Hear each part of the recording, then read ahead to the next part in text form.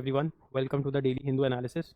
We've been doing this series from the past couple of weeks, and I'm expecting you're going through these videos. Just watch them, read the article from the newspaper, and that's it. Try to remember all those facts that I'm giving you here, and just read the article. It's gonna help you in your exams in a lot of ways. Each and every section that you face in your examination, be it your critical reasoning, be it your English, or be it the GK or the legal portion, points को रहने दो. इसके अलावा this is very vital for your preparation. तो चलो, the first page says open to debate in house on operation सिंदूर. तो अभी ये सब चीज़ों पे दिमाग मत लगाओ, बस सिंपल सी बात है. इंडिया में there is rule of law. Give me a second.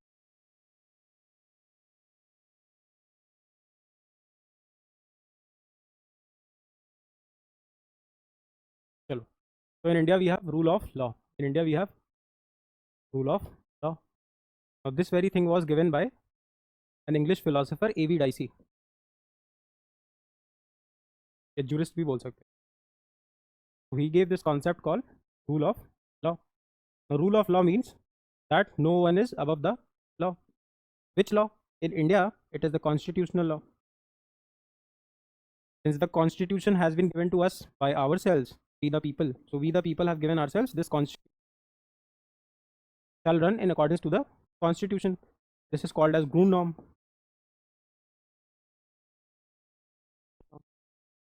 Given by Kant. He was also a jurist, right? Now, in a constitutional law, when constitutional law is in operation, everything has to work in accordance to the constitution.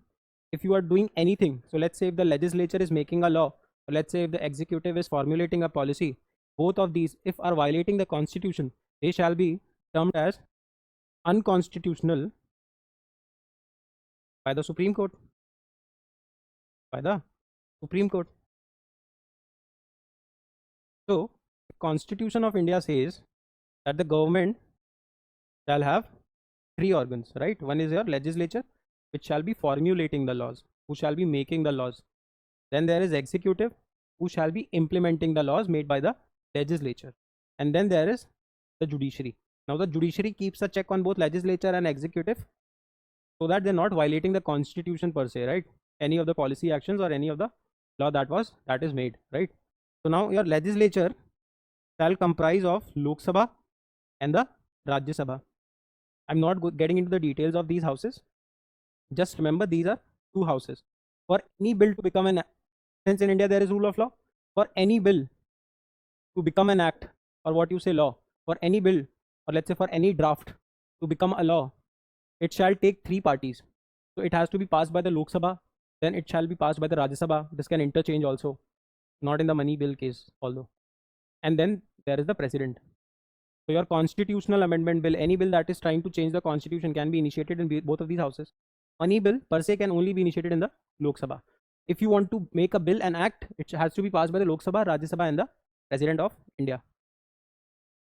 Now this Lok Sabha keeps on meeting. Has the constitution said anything about this? Yes. So the Constitution of India under Article 85 says that the lower house shall meet every year and the duration should not exceed 6 months. So the lower house shall meet in such a way that it does not exceed more than 6 months. So we can conclude from this that the lower house has to meet at least twice a year, So this is what is written in the Constitution of India per se. But the convention, now what is convention? Anything which is reinforced and is repetitive can be termed as convention. Something which is happening, like which has been happening since years and years. So, but the convention is that we have 3 sessions every year. Now this is a convention, mind you. So this is a caveat. The constitution, according to the constitution, they should at least meet twice a year. But the convention is that it meets thrice every year. Once in the month of February, which is called as the budget session. Herein we talk about the budget, the annual financial statement, the economic survey, all of these financial stuff, right?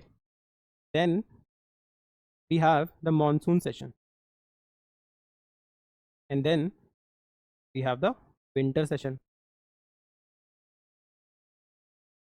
This is usually the shortest, and this is usually the longest.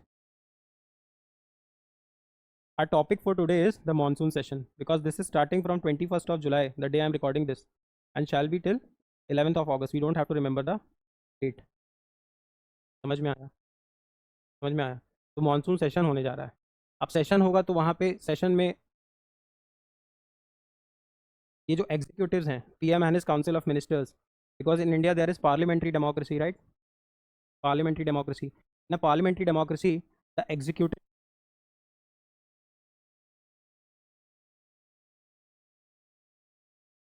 यहाँ पे जिसकी भी सरकार आती है अब की बार 400 पार, वही यहाँ पे बैठ जाता है, right? But they have to be accountable to the legislature, but legislature shall have people from all the parties, right? Modi ji is also a part of legislature, but Rahul Gandhi too is a part of legislature, right? So we have both, we have opposition also, right? So we have opposition and the leading party. अब ये वहाँ पे बैठेंगे और कुछ bills pass कराए जाएंगे. Bills pass कराई जाएंगे तो ऑब्वियसली डिस्कशन होगा, डिबेट होगी, because all of this is very crucial for a healthy democracy. You should be capable of asking question to your government, right? And these people are representing none other than us only. We have voted them, so they have gone to the legislatures. So it is their duty to keep a check on these. They have to ask questions.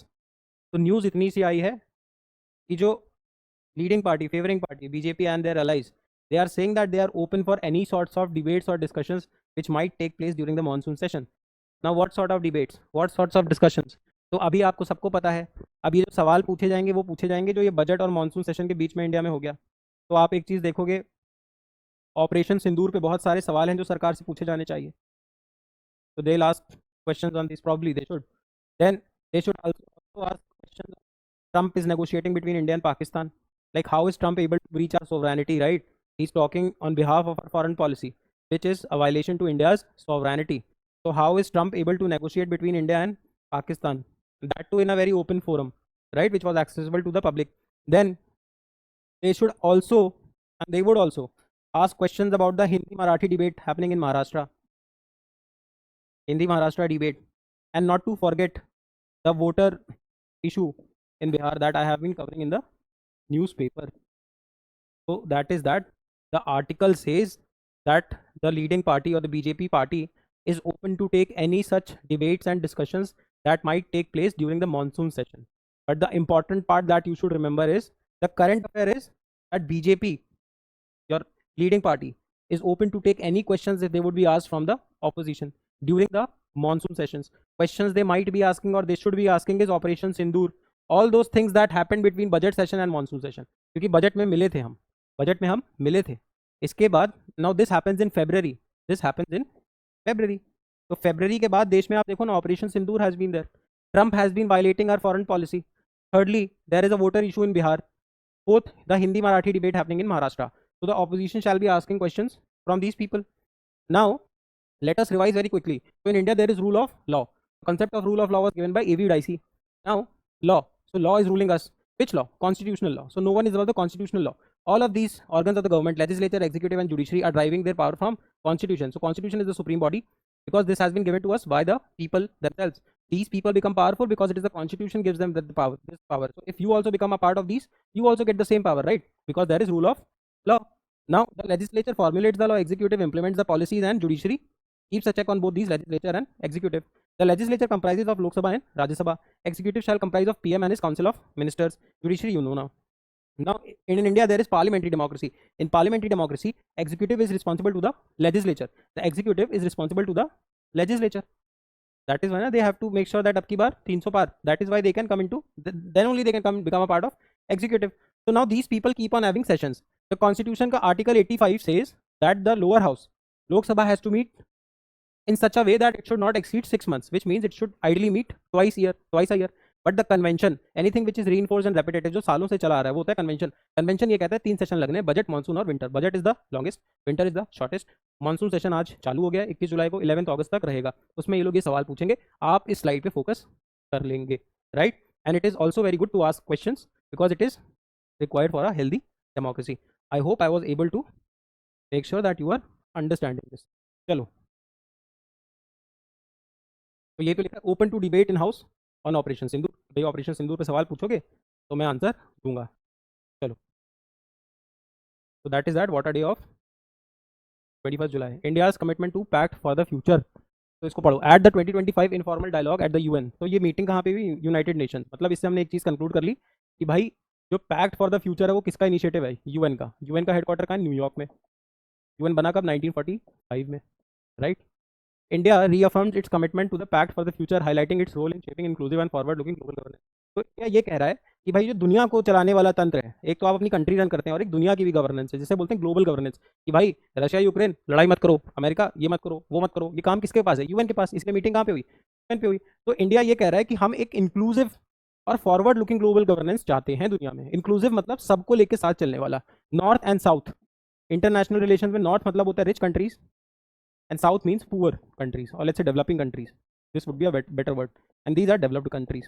तो India चाह रहा है कि एक inclusive and forward looking global governance हो। इसीलिए तो India बोल रहा है कि मुझे यूएनएससी का मेंबर बना दो, क्योंकि दुनिया में सबसे ज़्यादा पॉपुलेशन मेरे पास है। अगर मैं ही यूएनएससी में नहीं हूँ तो यूएनएससी का मतलब क्या है?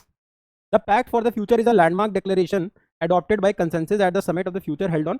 ये आपको कुछ भी नहीं पढ़ना है, आप बस याद रखेंगे जनरल असेंबली क्या है।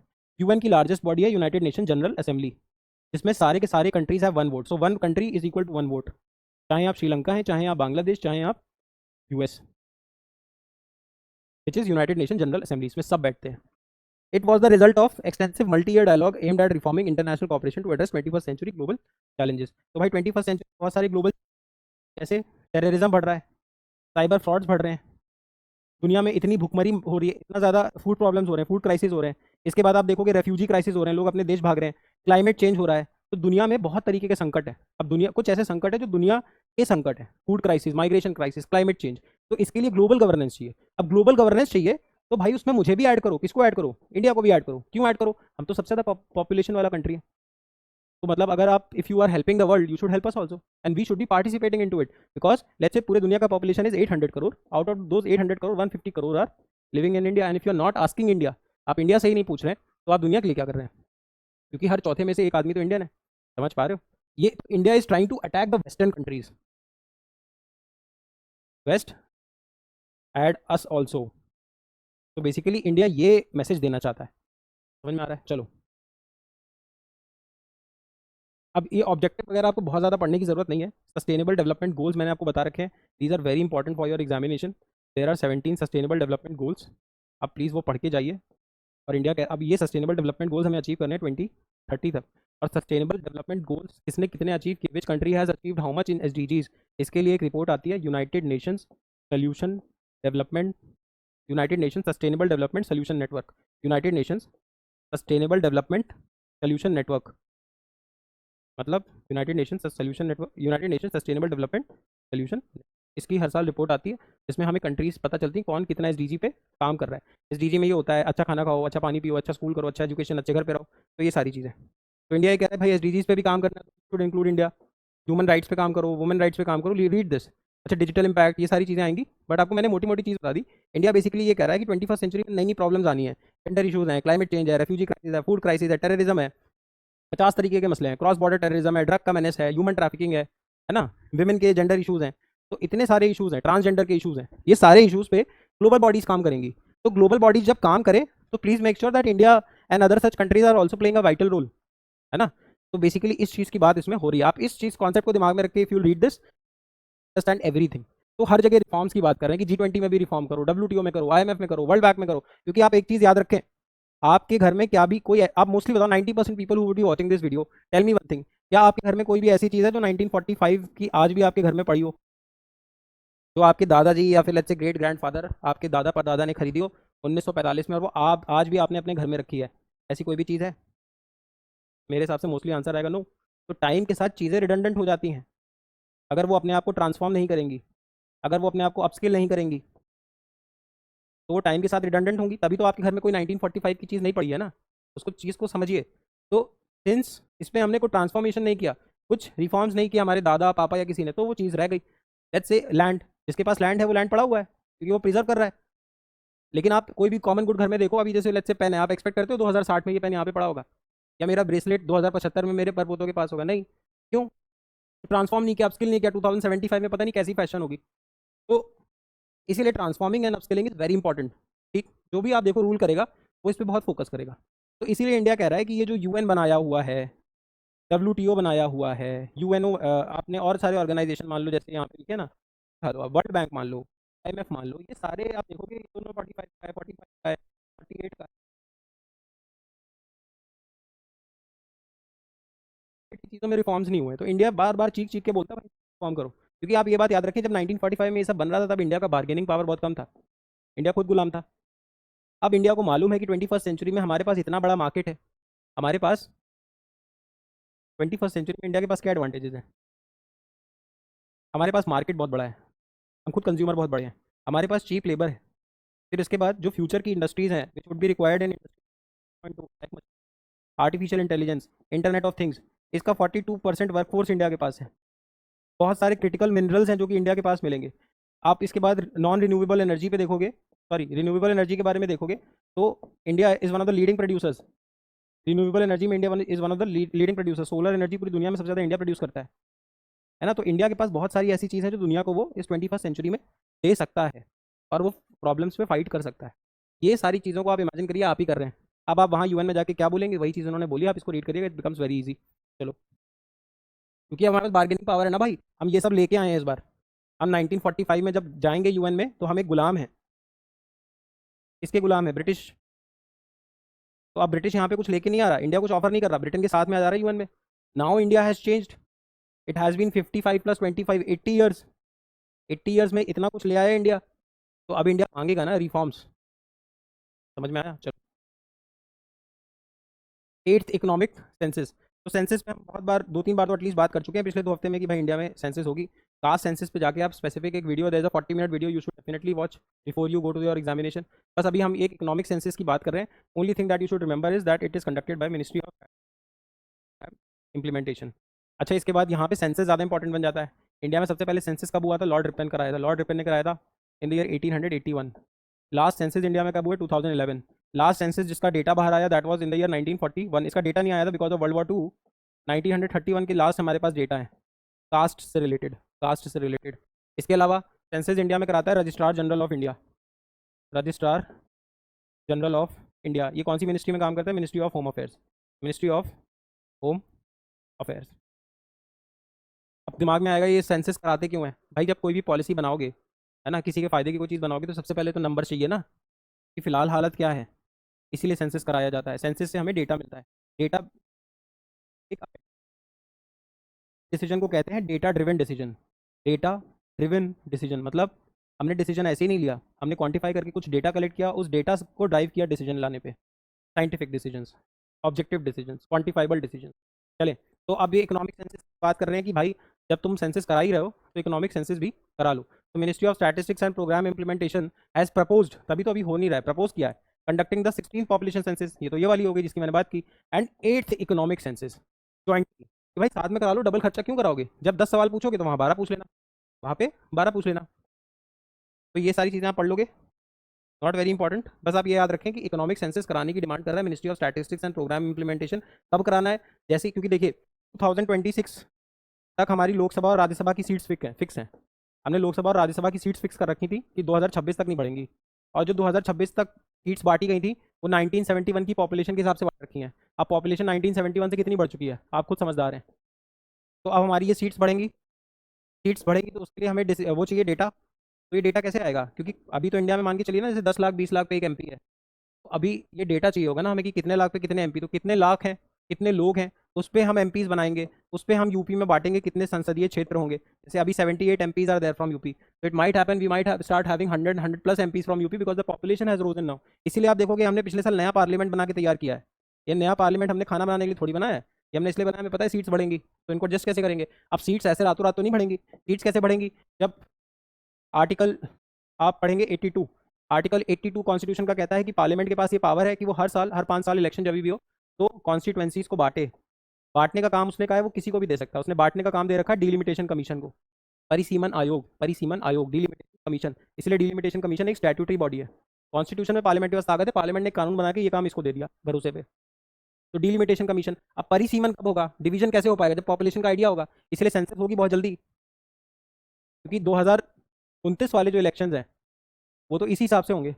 तो साल 2 साल में सेंसस होना शुरू हो जाएगी। 25 में हम आ ही गए, 26 के अराउंड होगी। तो ये कह रहा है भाई लगे हाथ हमारा इकोनॉमिक सेंसस भी करा दो। इकोनॉमिक सेंसस में क्या होता है कि भाई देश में कितनी मशीनरी है, कोई भी प्रोडक्ट बना रहे हो 4 लोग चाहिए, लैंड चाहिए, लेबर चाहिए, कैपिटल चाहिए और एंटरप्रेन्योर चाहिए, ये 4 लोग चाहिए। तो इन्हीं चारों के बारे में डेटा, इंडिया में कितने एंटरप्रेन्योर्स हैं, कैपिटल है तो कितनी आसानी से मिलता है, कितनी आसानी से नहीं मिलता, लैंड अवेलेबल है तो कहाँ अवेलेबल है, लेबर का क्या रेट चल रहा है, ये सारी चीज़ों का एक डेटा। इंडिया के पास टोटल कितनी मशीनरी है, हम कितना प्रोड्यूस कर सकते हैं, all of this they are asking कि भाई इसके साथ ही कर लेना। चलो, सेंसस पे एक वीडियो बना रखा है, प्लीज़ वॉच इट। चलो, अब ये क्या है, आप सबको एक चीज़ मालूम होगी, हैबिटेट। आप कहाँ पे रहते हैं, that is called as habitat. जैसे मैं यहाँ पे खड़ा हूँ तो दिस इज माई हैबिटेट। चलो, अब कुछ animals want to live on the land, some want to live on water, and some want to live on land, water, some want to live in air.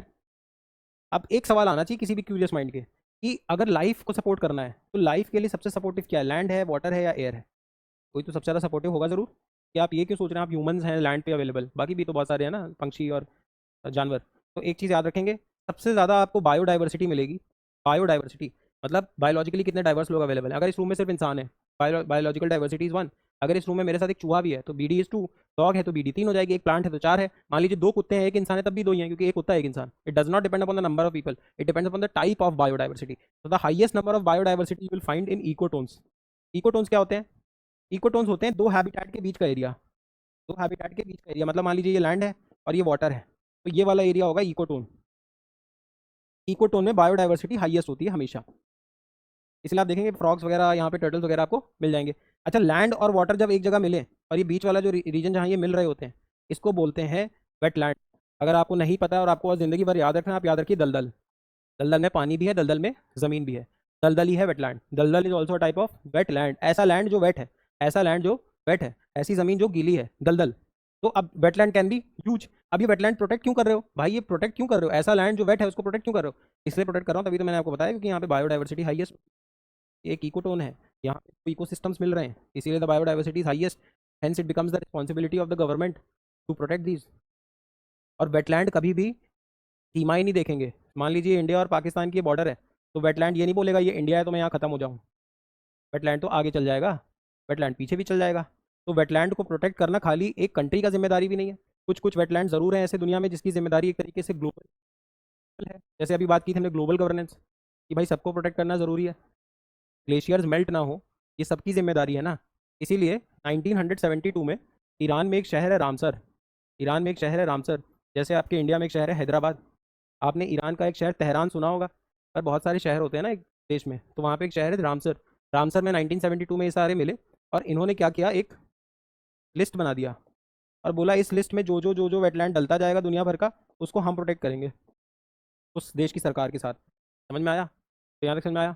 अब ये हर साल एक report भी निकालता है ताकि हमें दुनिया भर के वेटलैंड्स की एक आइडिया लग सके कि भाई क्या करना है, उसकी वैल्यू कितनी है, उसको प्रोटेक्ट कैसे करेंगे, उसको वापस रिस्टोर कैसे करेंगे, या फिर वहाँ से कुछ पैसे बनाने हैं तो कैसे बनाए जाए। चलो, तो you will study this. India has 91 Ramsar sites. अब इंडिया में ऐसी कितनी साइट्स हैं, 91। उस लिस्ट में इंडिया की कितनी साइट्स हैं, 91। समझ में आ रहा है, समझ में आ रहा है। चलो, इसमें एक मॉन्ट्रियक्स रिकॉर्ड ही बहुत इंपॉर्टेंट है। ये कहता है जो रामसर साइट में आती है ना वेटलैंड, उसमें कुछ ऐसी वेटलैंड होंगी जो रिस्क पे होती हैं। तो जो रिस्क पे होती हैं कि भाई इनको तो तुरंत ध्यान में लाओ, उनको हम डाल देते हैं मॉन्ट्रियक्स रिकॉर्ड में। इतना याद रखो बस। रामसर लिस्ट बनती है, लिस्ट मैंने बताई क्यों बनती है, रामसर नाम से क्यों बनती है, फ्लैट में क्वेश्चन भी आया हुआ है। अच्छा, ये लोग 2 फरवरी 1972 को मिले थे वेटलैंड पे बात करने के लिए रामसर में, इसलिए ये कहलाया रामसर कन्वेंशन। ये 2 फरवरी, इसीलिए 2 February is called as wetland day. ये क्वेश्चन आपके फ्लैट में पूछा हुआ है, समझ में आया। चलो, तो अब ये रामसर लिस्ट बनती है, रामसर लिस्ट में दुनिया भर के रामसर डाले जाते हैं, रामसर साइट्स, ऐसे वेटलैंड्स जो इंपॉर्टेंट है। अब इनमें भी लिस्ट में ये देखते हैं कि कुछ कुछ तो भाई अर्जेंट नीड मांग रहे हैं, ICU टाइप, इसको ICU में डालो तुरंत, तुरंत बहुत क्रिटिकल है। तो ऐसे ऐसी लिस्ट कहलाती है मॉन्ट्रियक्स रिकॉर्ड। ध्यान से पढ़ के जाइएगा, पहले क्वेश्चन पूछ चुका है वेटलैंड पे तो शायद पूछ ले। ऐसी लिस्ट कहलाती है मॉन्ट्रियक्स रिकॉर्ड। समझ में आया। इंडिया की ऐसे 2 साइटें हैं जो मॉन्ट्रियक्स रिकॉर्ड में है, समझिए। लिस्ट में कितनी है, 91। क्या सारी ICU में है, नहीं, दुनिया भर में कुछ ICU में होंगी, क्योंकि इसके पास तो हज़ारों होंगी ना भाई। समझ रहे हो, इसके पास तो हज़ारों होंगी, हज़ारों में सारी ICU में नहीं डलेंगी। इंडिया से कुछ डल गई, पाकिस्तान से कुछ डल गई, US से कुछ डल गई। इंडिया से 91 में से 2 डाल रखी हैं। 2 पूछता भी है आपसे, लोकताक लेक और दूसरा Keoladeo national Keoladeo national park और लोकतक लेक। ये लोकतक लेक एक फ्लोटिंग नेशनल पार्क है, ये पानी पे बना हुआ है, फ्लोटिंग नेशनल। और ये जो इसके आसपास को छोटे छोटे वो दिखेंगे पानी में घूमते हुए छोटे छोटे से लैंड के पीसेस, उनको बोलते हैं फुमदीज। ये पूछता है आपसे। चलो इसको वापस से देख लेंगे, समझ लेंगे। और ये सुनिए, विंबलडन। लॉन टेनिस कितने लोग समझते हैं या कितने लोग देखते हैं? एक गेम है लॉन टेनिस, एवरीवन नोस, 1877 में स्टार्ट हुआ। अच्छा देखिए, लॉन टेनिस खेला तो बहुत जगह जाता है, इंडिया में तो बहुत पॉपुलर नहीं है, बट इसके ना कुछ टाइप्स ऑफ कोर्ट होते हैं जिस ज़मीन पे आप खेलते हो। जैसे सबसे बढ़िया होता है, सबसे पुराना होता है ग्रास कोर्ट, जो सबसे पहले जिस पे लॉन टेनिस चालू हुई थी। फिर उसके बाद आपका होता है क्ले कोर्ट। क्ले कोर्ट पे आपको याद होगा एक प्लेयर था राफेल नडाल।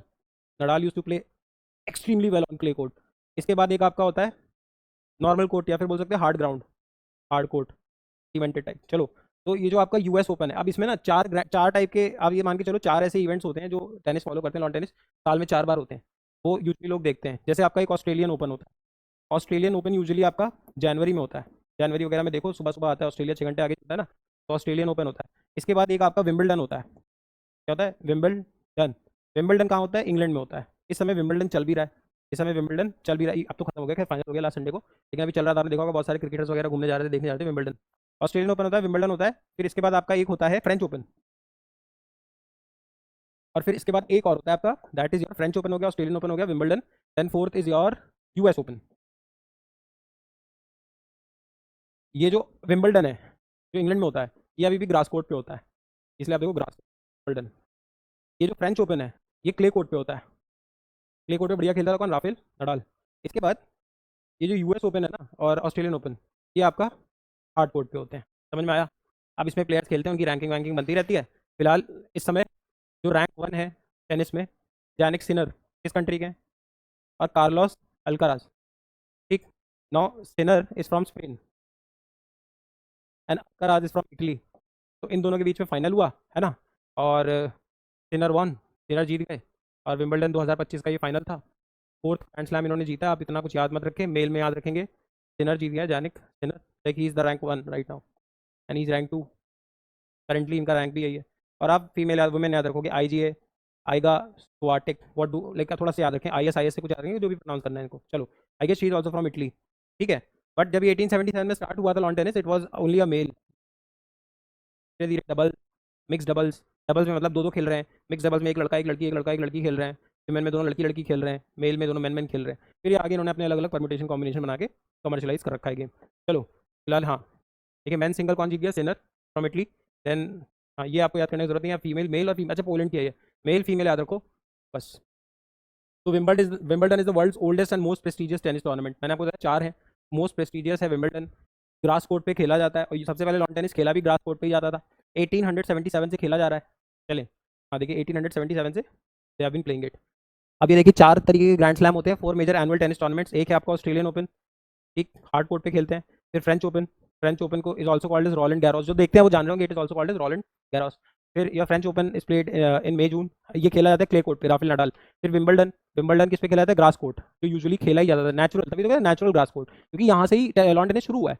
फिर यूएस ओपन भी आपका हार्ड कोर्ट में खेला जाता है। तो अगर आज आपको लगता है कि आज से मुझे कोई स्पोर्ट्स फॉलो करना, आप टेनिस फॉलो करिए, 4 ग्रैंड स्लैम देखा करिए बस। चलो, फिर अभी तक सबसे ज़्यादा ग्रैंड स्लैम्स किसने जीते हैं? सबको पता है, जोकोविक, एवरीवन नोस। सेकंड पे नडाल आते हैं, वही जो क्ले कोर्ट के मास्टर थे। And then is your Roger Federer, he was from Switzerland, he is from Serbia, he is from France and he is from Switzerland. Roger Federer everyone knows, like he is the Sachin Tendulkar of this. बहुत उससे भी ऊपर ही है, लेकिन आप समझिए, आप अगर समझना चाह रहे हैं तो आप ये समझ लीजिए, this is like Sachin Tendulkar, Virat Kohli and your M S Dhoni. चलो, और तुम्हें याद रखो यार, मार्गरेट कोर्ट, इसमें सरीना विलियम्स की भी नाम होनी चाहिए। चलिए, सो नो सरीना विलियम्स। मुझे लग रहा है जिन्होंने पीपीटी बनाई है वो एक बनाना भूल गए। चलो, बोलीविया। बोलीविया क्या है, क्यों न्यूज़ में आया है? देखो पहले तो बस याद रखो, आपके एनसीईआरटी में भी दिया हुआ, Bolivia is a country in South America, बस इतना मैं पहले तो आप याद रखें। आप चाहूंगा भी आप इतना ही याद रखो, सुन लो। Bolivia is a country in South America, इसकी कैपिटल है La Paz, and it is a land lock country. Land lock मतलब चारों तरफ से ज़मीन ही ज़मीन है, पानी है ही नहीं। पानी कहाँ है देखो, ये ना छोटी छोटी चीज़ें ऑब्जर्व किया करो। वाटर कहाँ है? सेम चीज़ अफगानिस्तान के साथ भी इशू है, सेम इशू नेपाल के साथ भी है, सेम इशू भूटान के साथ भी है। इससे एक चीज़ याद रखिए कि अगर आपके पास पानी का एक्सेस नहीं है तो आप ज़्यादा ग्रो नहीं कर पाएंगे। पानी का एक्सेस मतलब ट्रेड, इन कंट्रीज़ के पास ट्रेड नहीं है तो ये कभी ग्रो कर ही नहीं सकते। समझ पा रहे हैं? चलें, अभी ये क्या है, India has sent 3 lakh doses of measles. एक तो पहले याद रखो यार, मीजल्स का कोई इलाज नहीं है, तो मीजल के हमने 3 लाख डोज भेजे हैं। मैंने आपको 2 हफ्ते पहले, 1 हफ्ते पहले बताया था global alliance for vaccine immunisation, जो दुनिया भर में वैक्सीन बांटती है, और ये भी आपको बताया था कि India is a net exporter of vaccine. हम वैक्सीन बांट ज़्यादा देते हैं, मंगाते कम है, नेट एक्सपोर्टर ऑफ वैक्सीन। तो India is a very popular destination vaccine के मामले में, हम बहुत ध्यान रखते हैं। अच्छा इट इज़ देखो यहाँ लिखा भी है, लैंडलॉक कंट्री है, सदर्न हेमिस्फेयर में पड़ती है, साउथ अमेरिका में है। तो इंडिया ने 3 लाख मीजल्स की डोजेस भेजे हैं, किसको? बोलीविया को। याद रखो बोलीविया की capital La Paz, landlock country, is in South America. बस इतना, it would be more than sufficient. And measles का देयर इज नो इलाज, वैक्सीन लगाई जा रही है हमारा हिंदुस्तान। चलिए, so that is that. I hope you liked the video. I hope you are liking this analysis. In case you are liking, please like, comment, share, and subscribe. And also, if you are looking for a full-fledged course, if you want to prepare for any of these examinations, namely CLAT, CUT, or IPMAT, you can prepare with us both in the offline and online mode. If you want to prepare offline, you can come and visit us at Lucknow. And if you're willing to prepare for the online, let's say if you want to prepare online, you can either give us a call on the number given in the description or somewhere around this video. Secondly, you can go and install our app from the App Store, or let's say from the Play Store, and then you can start watching these videos. There are certain demo lectures also kept there. If you're liking the quality of these classes, do share and do like. Thank you so much for now. I'll hopefully see you tomorrow. Thank you.